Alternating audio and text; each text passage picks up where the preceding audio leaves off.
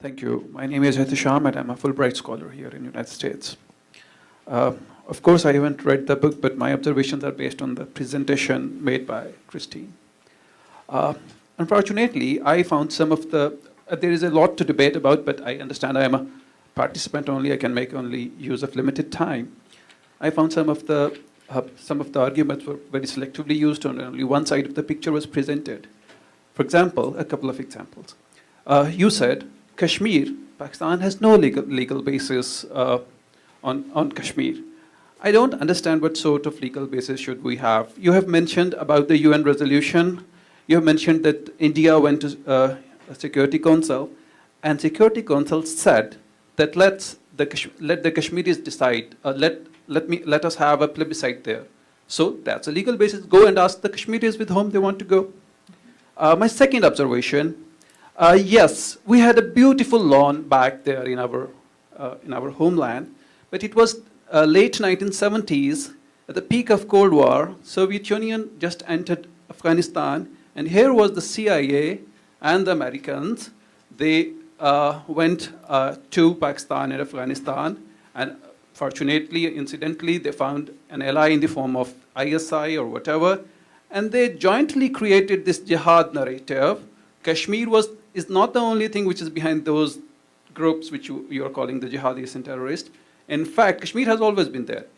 The rise of jihadis has been after the Soviet Union entered, and then CIA went there and worked with ISI, and the jihad narrative was brought, groups were made and fought with, and then the Soviets were pushed out. And then US left Pakistan and Afghanistan in the lurch, and Afghanistan fell into the hands of the warlords. All right, so you need to read my book, because every single thing that you just said is fictional. Let's first begin with the UN Security Council Resolution 48. Sir, have you read it? Have you read? No. Okay, so the first thing I'm going to encourage you to do is go on to the UN Security Council's website and read that fabulous resolution that every Pakistani points to, but which not a single one has read. I also then want you to take the actual version from the UN Security Council, and then I want you to compare that to the claims made by Pakistan's permanent representation to the UN. And you're going to understand your confusion, sir.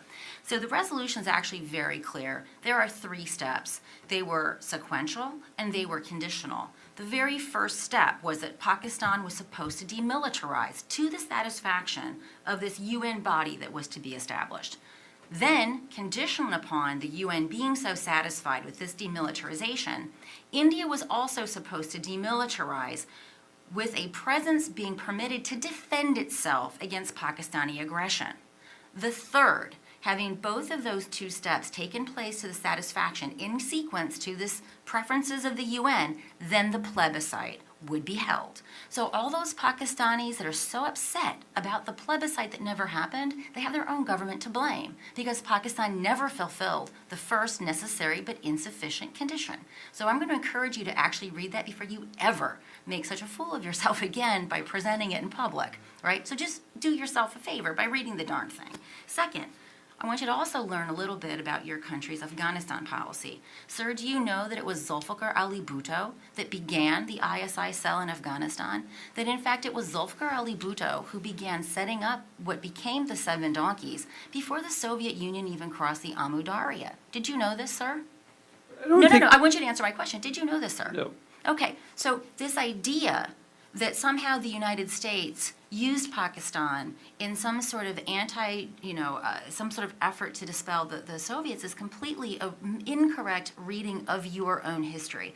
Zulfikar Ali Bhutto, after King Zahir Shah was ousted, and Dowd came to power and began implementing pro-Soviet policies, driving the Islamists into Iran and Pakistan respectively, Zulfikar set up an ISI cell so that he could then use those disenchanted, disenfranchised Islamists to become vectors of Pakistan's policy in Afghanistan.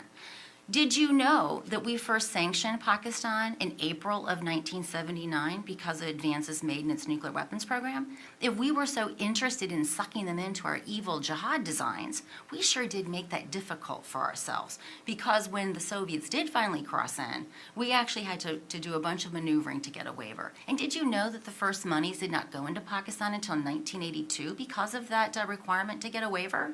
So before you go and you blame the United States for using and abusing poor Pakistan, you should familiarize yourself with your own history, because in fact Pakistan had been instrumentalizing Islamists long before the Americans even knew what an Islamist was. Now, going to your next point about the Americans just leaving Pakistan high and dry.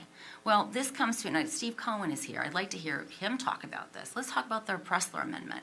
Right? The Pressler Amendment was actually designed so that Pakistan could continue proliferating while we continued arming you, right? Because we'd first sanctioned you in April '79. Everyone understood the name of this game. When we withdrew in 1990, we withdrew.